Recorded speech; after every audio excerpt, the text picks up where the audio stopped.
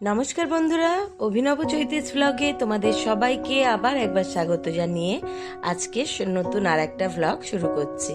তোমরা সকলে কেমন আছো, কে কোথা থেকে আমার ভ্লগগুলো দেখছো আর দেখে কেমন লাগছে সেটা অবশ্যই কমেন্ট করে জানিও। ভালো লাগলে লাইক করো, বন্ধু বান্ধবের সঙ্গে শেয়ার করো। যারা ইউটিউব থেকে দেখছো তারা চ্যানেলটাকে সাবস্ক্রাইব করে দিও, পাশে থাকা বেল বাটনটাকে অল করে দিও। আর যারা ফেসবুক থেকে দেখছো তারা পেজটা অবশ্যই ফলো করো। আজকে শুক্রবার, ঘড়িতে এখন প্রায় সকাল 6:30 মতো বাজে। আর দেখতেই পাচ্ছ মা তোমাদের দাদা দুজনে চলে এসছে দোকানে চা খেতে। আমি চা খাইনি, একটা বিস্কুট খেয়ে একটু জল খেলাম। আর সকালবেলা যে দোকান থেকে চা খেলো তার পাশের দোকানেই সকাল সকাল কিন্তু একদম ইডলি, ধোসা, সাম্বার বড়া, বিভিন্ন রকম জিনিস, তারপর পুরি সবজি বিক্রি হচ্ছে। তার মধ্যে আমরা একটু কিছু অল্প করে, বিশেষত মেন যে জিনিসটা নিয়েছি সেটা হচ্ছে ইডলি নিয়েছি, তারপর বড়া যে একটা থাকে সেই বড়া নিয়েছি, টুকটাক খাবার সেগুলো প্যাকিং করে নিয়েছি, সঙ্গে নিয়ে নেব। আর রিক বলল যে রিক একটু টিফিন খাবে, ওর জন্যে এখানে নিয়েছি দুটো পুরি আর সবজি। তো রিক হয়তো দুটো খেতে পারবে না, একটা মা আর একটা রিক খাবে, একটা প্লেটই নেওয়া হয়েছে। আমি আর তোমাদের দাদা কিছুই খাবো না, কারণ গতকাল প্রচুর ঘোরাঘুরি হয়েছে, অনেক রাত করে খেয়ে শোয়াও হয়েছে। যাই হোক, রাইস চিলি চিকেন খাওয়া হয়েছিল সকালবেলা উঠে, একদম এত সকালে কিচ্ছু টিফিন করতে ইচ্ছা হচ্ছে না বলে শুধু চা বিস্কুট খেয়ে। আর মোটামুটি দেখতেই পাচ্ছ আমাদের সমস্ত টিম মেম্বাররা যে যার লাগেজপত্র নিয়ে সব গুছিয়ে নিচে নেমে এসে দাঁড়িয়ে রয়েছে। গাড়ি আসলেই ঝটপট রেডি, মানে গাড়িতে উঠবে স্টেশনে যাওয়ার জন্য। আজকেই ঘরে ফেরার পালা। এখানে দিদি আর পূজা আমাদের লাগেজগুলো সব দেখছে, আর আমরা একে একে ঘর থেকে লাগেজগুলো বার করিয়ে নিয়ে আসছিলাম। আমাদের ট্রেন যদিও সকাল 8:45-এ, তাই জন্য আমাদের কথা হয়েছিল হোটেল থেকে 8টার মধ্যেই সবাই বেরিয়ে যাব। যদিও হোটেল থেকে খুব একটা দূরে নয়, তাই সেই জন্য সকাল সকাল উঠে মোটামুটি সকলে 6:30 7টার মধ্যেই রেডি হয়ে জিনিসপত্র নিয়ে বেরিয়ে দাঁড়িয়েছিলাম। আর মোটামুটি আধ ঘন্টা 45 মিনিট যুদ্ধ করে, ঝগড়া করে যে যা সিট পেয়ে লাগেজপত্র রেখে বসে পড়েছি। আর এই যে বস্তার মধ্যে দেখতে পাচ্ছ প্রচুর ফয়েল প্যাকেটে রয়েছে খাবার। সকালবেলা হোটেল থেকেই এটা বানিয়ে নেওয়া হয়েছে সকলের জন্য, ডিমের ঝোল, ভাত। এত সকালে এত কিছু করে ওঠা সম্ভব না, তাই দুপুরবেলা নালে কে কী খাবে সেই জন্য মোটামুটি সবার মতো খাবার যে যার আলাদা আলাদা করে ভরে দিয়েছিল, যে যার তুলে নিয়েছে। তো আমরা ওই একটা বস্তার মধ্যেই আনা হয়েছিল, সবাই এখান থেকে নিচ্ছে। আর ঘড়িতে এখন প্রায় বাজতে যাচ্ছে 11:15 থেকে 11টার মতো হবে। আমরা সকালবেলা যে ব্রেকফাস্ট করব বলে ইডলি এগুলো কিনে এনেছিলাম সেগুলো আর খাইনি, সেগুলো সব ব্যাগেই ঢোকানো আছে। আসলে এই এত গরমে আর খাবার দাবারগুলো সকাল থেকে বন্ধ হয়ে থাকলে যদি বেলায় খারাপ হয়ে যায়, তাই জন্য সবাই মিলে চিন্তা ভাবনা করলাম সকালেই এই খাবারটা খেয়ে নেওয়া হোক। ঘড়িতে প্রায় 11টার মতো বাজতে যাচ্ছে। তো ডিমের ঝোল ভাত যে যতটুকুনি পারবে, এত সকালে তো খুব একটা খেতে ইচ্ছাও করছিল না। আর দ্বিতীয় কথা কি, ডিমের ঝোল ভাতটা ঠিক আমার খুব একটা পছন্দের না, আমি বাড়িতেও খুব একটা ডিমের ঝোল দিয়ে খেতে পারি না। তো যাই হোক, অল্প বিস্তর যে যেমন খেতে পারবে এখন সেটা খেয়ে নেওয়া হোক। তারপর তো সারাদিন রইলো ওই খাবার, ট্রেনে বাসে গাড়িতে যা খাবার উঠবে সেগুলো খাওয়া হবে। তবে আমাদের ট্রেনের টাইম 8:45 থাকলেও আমরা ট্রেন দিয়ে দিয়েছিল 9টার মধ্যে, কিন্তু ট্রেনটা এমনি লেট হয়েছিল, তো ট্রেন ছাড়তে ছাড়তে 9:25 হয়েছে। তো আমরা সকলে ট্রেনে উঠে যে বললাম অনেক যুদ্ধ ঝগড়া করে, কারণ সারা বগিতে তো প্রায় আমরা অনেকগুলোই সিট, 40-45টার ওপর হবে সিট। তো ওই জন্যে এতগুলো সিট যে এদিক ওদিক কার কোথায় টিকিট পড়েছে, কার কোন সিটটা সমস্ত রকম খুঁজে, আবার কেউ কেউ তো বিনা টিকিটেই রিজার্ভেশনে উঠে একদম ব্যাগপত্র রেখে লম্বা হয়ে শুয়ে পড়েছিল, তাদেরকে সরিয়ে টরিয়ে গুছিয়ে বসতে একটু সময় লাগলো। আর এই হচ্ছে সারা দিনের এবার চলবে এই জার্নি। তো সকালে সকলেই অল্প বিস্তর খাওয়া দাওয়া সেরে নিয়ে যে যেখানে পেরেছে, কার কোথায় সিট কেউই সেটা জানে না, যে যেখানে পেরেছে যার মতো করে উঠে পড়েছে, বসে পড়েছে, জমিয়ে নিয়ে চলছে জোর কদমে গল্প আড্ডা। কারণ সকাল 9:25 ট্রেনটা ছেড়েছে, আর যেটা টাইম দেখাচ্ছে যদিও খুবই ভালো স্পিড রয়েছে, কোথাও যে ভীষণভাবে স্টেশন দিচ্ছে সেরকমও ব্যাপার নয়, কিন্তু তা হলো রাস্তাটা যেহেতু অনেক লং ডিস্টেন্সের, তাই জন্য টাইম দেখাচ্ছে যে আমাদের সাঁতরাগাছিতে নামাবে ট্রেনটা রাত্রির পুরো 12টা। এই এতক্ষণ লং জার্নি, এতক্ষণ ট্রেনের মধ্যে বসে থাকা, তারপর ট্রেন থেকে নেবেও আবার কিভাবে বাড়ি ফেরা যাবে, কি করা হবে, সব রকম চিন্তা ভাবনা নিয়ে যে যার জোর কদমে গল্প আড্ডা চলছে।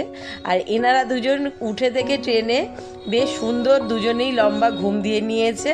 কিন্তু এই বাবুকে দেখো, সে তো বেচারা কিছুতেই তার মা তাকে নিচে নামতে দেবে না, সে জেলখানার কয়েদির মতো বন্ধ হয়ে ওপরে বসে রয়েছে।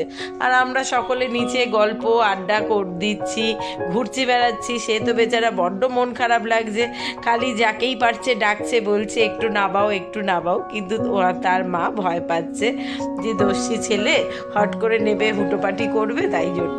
তো আমরা খানিকক্ষণ মাঝে মধ্যে ওকে একবার করে নামাচ্ছি, একটু করে তাকে নিয়ে ছটকু মটকু করা হচ্ছে, একটু কথা হচ্ছে। তারপরেই যেই দেখা যাচ্ছে তার দস্যিপনাটা একটু বেড়েছে, অমনি আবার ওকে জেলের ভেতর মানে একদম ওপরের বাঙ্কে তুলে বসিয়ে দেয়া হচ্ছে। এইবার রিক দাদাকে পেয়েছে, একটু রিক দাদার সঙ্গে খুনসুটি চালিয়ে করে কথাবার্তা বলছে যে যদি রিক দাদা কোলে করে একটু নামিয়ে ঘুরিয়ে নিয়ে আসে। আর আমাদের যে বললামই কার কোথায় সিট কেউ জানে না, যে যেখানে পারছে বসে পড়ছে, যে যেখানে পারছে গিয়ে গল্প করা শুরু করে দিয়েছে। মানে মোটামুটি আজকের দিনটাও কিন্তু খুব একটা খারাপ লাগছে না। এটাও একটা ঠিক ট্রেনের মধ্যে পিকনিক পিকনিক ব্যাপার এসে গেছে। শুধু এটাই দুঃখ কি পিকনিকে যেমন খাওয়া দাওয়ারের বিশাল রকম একটা অ্যারেঞ্জমেন্ট থাকে, এখানে সেটা নেই। তো যাই হোক, যেটুকু আছে মেন তো খাবার দাবারেরটাই শেষ কথা নয়, আনন্দ আড্ডা গল্প একসঙ্গে হই হুল্লোড়টাই বেশ মজা লাগে। আর সকাল কেটে দুপুর গড়িয়ে প্রায় বিকেলের দিকে অনেকক্ষণ বাদে সে নিচে নামবার সুযোগ পেয়েছে, তাই একটুখানি বসে আদর খেয়ে নিচ্ছে। আমার মায়ের ঘুমে তো চোখ ঢুলু ঢুলু, সে শুতেও পারছে না, বসতেও পারছে না, একবার বসছে ছুটছে। সকলেরই অবশ্য এখন এই একই রকম অবস্থা, কারণ এক নাগারে বসে শুয়ে সকলেই মোটামুটি এবার ফেড আপ হয়ে যাচ্ছে। সকলেরই চিন্তা কতক্ষণে ট্রেন থেকে নিচে নেবে, মানে যে যার বাড়ির পথে রওনা দেবো। সব থেকে বড় যে চিন্তার ব্যাপার, রাত 12টার সময় আদেও কি স্টেশনের বাইরে কোনো গাড়ি পাবো। যাই হোক, চিন্তা ভাবনা করতে করতে প্রচুর হই হট্টগোল গল্প করে ঘড়ির কাঁটা বলছে যে ঘড়িতে এখন বাজতে যাচ্ছে 11:45। আর সকলে মোটামুটি যে যার লাগেজপত্র টেনে বার করে গুছিয়ে সব রকম করে রেডি হয়ে বসে রয়েছে যে কতক্ষণে ট্রেনটা প্ল্যাটফর্ম পাবে আর দৌড়ে হুড়মুড়িয়ে লাফিয়ে কে কীভাবে নিচে নামবে। যাই হোক, আজকের দিনটাতে মোটামুটি 3-4 দিন সকলে একসঙ্গে থেকে দারুণ সুন্দর একটা বন্ধুত্বের মতো সম্পর্ক সবার মধ্যেই। অনেক অচেনা অজানা মানুষের সঙ্গেও মানে দেখা সাক্ষাৎ হয়ে গেছিলো, ভালো লাগছিল, সকলকে পরিবারের মতনই মনে হচ্ছিল। এইটুকুনি টাইম একসঙ্গে কাটিয়ে নিয়ে এবার তো যে যার ঘরে ফেরার পালা। কালকে থেকে যে যার নিত্য দিনের রোজকার কাজ কর্ম, অফিস কাচারি, সংসার ধর্ম, সকাল থেকে উঠে কি টিফিন দেওয়া হবে, কি রান্না করা হবে, সেই সব নিয়ে ব্যস্ত জীবনে আবার ঢুকে যেতে হবে। তো যাই হোক, শেষ মুহূর্তে কে কেমনভাবে কোথায় বসে রয়েছে, কি করছে, সেইটুকুনি রসদগুলোকে ক্যামেরাবন্দি করে রেখে দিলাম স্মৃতির পাতায়। এগুলো অনেক দিন যেন জল জল করে, আর সেই সঙ্গে তোমাদের সঙ্গেও শেয়ার করতে পারি সব রকম করে। মোটামুটি ক্যামেরা নিয়ে যার সামনেই যা যাচ্ছে সে কিন্তু ওই দেখো লজ্জায় মুখ ঘুরিয়ে নিচ্ছে, বলছে না না ক্যামেরার সামনে মুখ ঢুকিয়ে দেখাতে একটু অস্বস্তিতে সকলেরই থাকে। যাই হোক, শেষ সময়টুকু সবাইকে মানে এত এখন সবাই ব্যস্ত হয়ে রয়েছে, সকলে ঘড়ির কাঁটা থেকে চোখ সরছে না। সকলেরই একটাই চিন্তা, 11:45 বাজে, আর কতক্ষণে এই 15টা মিনিট কাটবে আর এইবার নামবো। তাই যে যার কে কী পরে যাবে, এসে ট্রেনে উঠে তো মোটামুটি সকলে একবার করে ড্রেস চেঞ্জ করে ফেলেছিল, আর লাগেজপত্র গুছিয়ে রেডি হওয়াই ছিল। পুরো ঘড়িতে 12টাতেই আমাদের ট্রেন স্টেশন পেয়েছে, আর আমরা সকলে সমস্ত রকম ব্যাগপত্র নিয়ে যার যা জিনিসপত্র আছে সব দেখে নেমে পড়েছি। এবার কথা হচ্ছে যে এখান থেকে বাড়ি ফেরাটা, যদিও সাঁতরাগাছি থেকে বাড়ির দূরত্ব খুব একটা নয়, কিন্তু দূরত্ব যতই কম হোক না কেন পায়ে হেঁটে যাবারও রাস্তা নয়, তাও মিনিট 20-25 তো সময় লাগবেই শালিমার না সাঁতরাগাছি থেকে আমাদের শালকিয়া যেতে। কিন্তু কথা হচ্ছে এত রাত্রিরে এত মানুষজন কি গাড়ির ব্যবস্থা করা যাবে সেটাই সকলে দাঁড়িয়ে আলোচনা করে নেওয়া হচ্ছিল। তো চলো এবার স্টেশন থেকে বাইরের দিকে বেরিয়ে যাওয়ার পালা।